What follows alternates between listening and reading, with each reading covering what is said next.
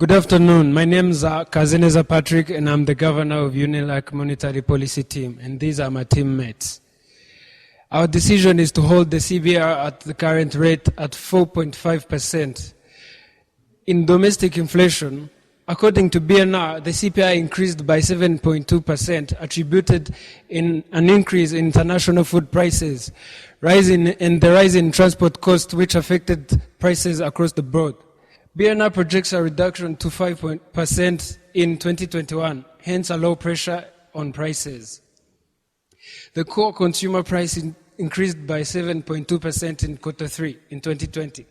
It was due to an increase in food and non-alcohol beverages. Also, the rise in alcohol and transport costs compared to the previous year.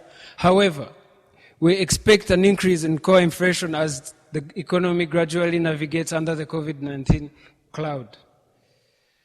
Consequently, considering the inflation is still within the target band of 2 to 8%, we held the CBR at its current rate while keeping a close eye on core inflation going into Q1 in 2021.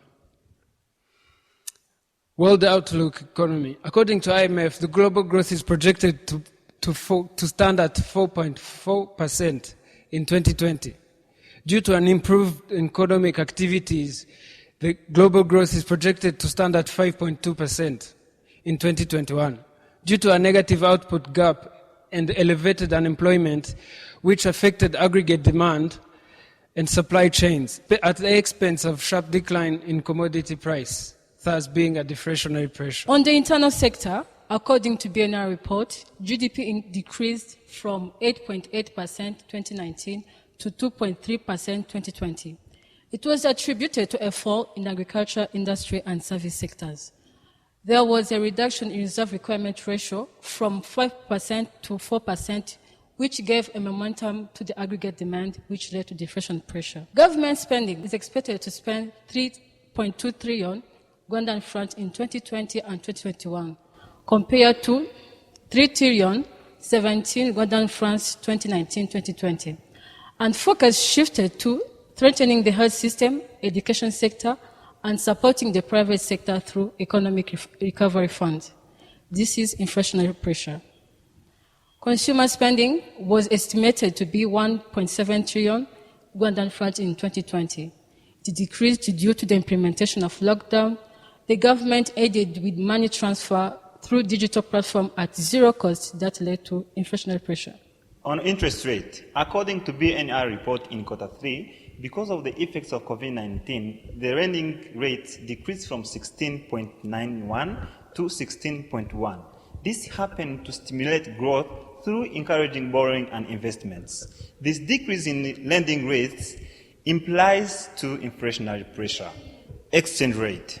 According to the BNR annual report of 2020, the Rwandan currency depreciated by 4.3% against US dollar, slightly lower than 4.5% observed in the year end June 2019. The depreciation have the impacts on exports as they will increase due to they become cheaper. The aggregate demand will increase, and this will imply to inflationary pressure. On the other hand, the imports decrease due to they become expensive, so there will be an increase in cost-push inflation and implies to inflationary pressure. On trade and international scene, as stated by NBR on the external performance, the Rwanda trade deficit widened by 23.7 in 2019 up to 2020. The total export value decreased by 15.2%, while total export received an increase by 15.1% in 2020. Similar in 2019 up to 2020, import value increased by 19.7% on the rising demand for construction material electronics. In conclusion, considering the analysis done, we believe that the current monetary policy stance remains appropriate, as measures taken by BNR are having intended effect. Consequently, we decided to hold the CBR at 4.5%.